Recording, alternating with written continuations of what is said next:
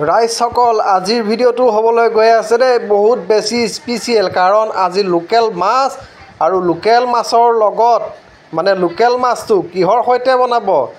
এয়া চাওক চিনি পাইছেনে নাই এয়া হৈছে নৰসিংহৰ পাত আমাৰ ঘৰৰ বাৰীৰ পিছফালে আছিল বুটলি লৈ আহিলোঁ আজি নৰসিংহ পাতৰ লগত লোকেল মাছ কেনেকৈ বনাব ভিডিঅ'টো একেবাৰে শেষলৈকে চাই থাকক দেই কেৰাহী পাতিয়ে ল'লে এতিয়া তেল দিবলৈ ৰেডি গোটেইখিনি একেলগে ৰেডি কৰি লৈ লৈছে এতিয়া আৰু বনাব লাগে আৰু লাহে লাহে নে কি কয় ৰাইজসকল এতিয়া হালধি আৰু নিমখ সানি ধুনীয়াকৈ মিক্স কৰি ল'ব নিমখটো দিয়েই দিলে বাছ তেলো গৰম হৈছেহি আৰু তেল গৰম হয় মানে এইখিনি ধুনীয়াকৈ মিক্স কৰি ল'ব ৰাইজসকল আমাৰ ভিডিঅ'বোৰ নতুনকৈ যিসকলে চাই আছে কিন্তু চেনেলটো এতিয়াও ছাবস্ক্ৰাইব কৰি লোৱা নাই প্লিজ আপোনালোকে চেনেলটো ছাবস্ক্ৰাইব কৰি লৈ ল'ব দেই আৰু ভিডিঅ' ভাল লাগিলে লাইক কমেণ্ট শ্বেয়াৰ সকলো কৰি দিব এতিয়া তেলত মাছ দিয়েই দিলে নহয় এপিচ এপিচকৈ দিয়া পটাপট বনোৱা দেই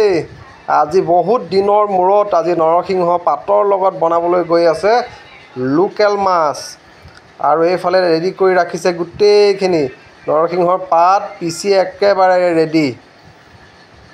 আৰু এইফালে হালধি পিঁয়াজ কাটিয়ে আছে নিমখ হালধি জলকীয়া গুড়ি পিঁয়াজ কাটি হৈ গ'ল অলৰেডি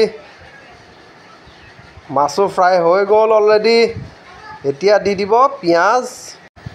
নৰসিংহ পাতৰ লগত মাছ বনাই খাই পাইছেনে নাই ৰাইজসকল নাই পোৱা যদি চাওক ভিডিঅ'টো একেবাৰে শেষলৈকে বহুত ভাল লাগে খাবলৈ বহুত দিনৰ মূৰত আজি বনাবলৈ লৈছোঁ নৰসিংহ পাতৰ লগত লোকেল মাছ মছলাখিনি দিয়ে দিলে পিচি থোৱা মছলাখিনি বঢ়িয়া আজি খোৱাহে খোৱা আৰু দেই বহুত মজা লাগিব তাৰপিছত এতিয়া দি দিলে হালধি জলকীয়া গুড়ি নিমখ একেলগে দি দিলে দি এতিয়া ধুনীয়াকৈ মিক্স কৰিব নৰসিংহ পাতৰ লগত মাছ আজি লোকেল মাছ আজি খোৱাহে খোৱা আৰু কি মজা লাগিব তাৰপিছত এতিয়া দি দিবলৈ ওলাইছে নৰসিংহ পাতৰ যিখিনি পিচাখিনি সুন্দৰ একেবাৰে সেউজীয়া হৈ যাব এতিয়া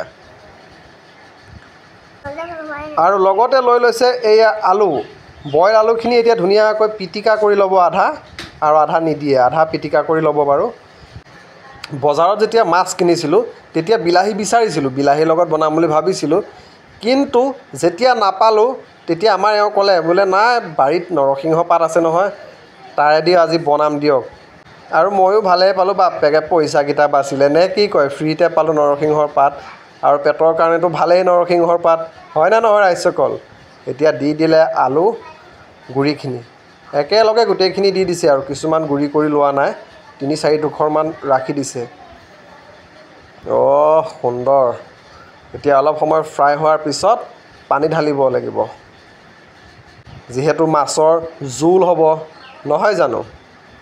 এতিয়া দি দিব গৰম পানী গৰম কৰি থৈ দিছিলে আগতীয়াকৈ এতিয়া গৰম পানীখিনি দি দিলে তাৰপিছত অলপ সময় উতলিবলৈ দিয়া হ'ব এতিয়া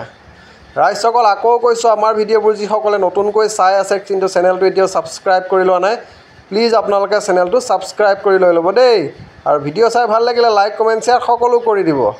অলৰেডি উতল আহিলেই এতিয়া মাছ এপিচ কৰি দিয়াতহে বল আৰু দিয়া মাছ অলপ সৰহকৈ দি দিয়া আজি সৰহকৈ খাব লাগিব তাতে নৰসিংহ পাতৰ জোল নে কি কয় ৰাইজসকল বহুত দিনৰ মূৰত খাব ওলাইছোঁ আজি নৰসিংহৰ জোল লগত মাছ এক পিচ মাছ মানে গোটাকৈ আনিছিলোঁ সেই পিচ মাছ মই খাম মানে দিয়ক অলপ লোভ লগাই দিছোঁ দেই ৰাইজসকল বেয়া চেয়া একেবাৰে নাপাব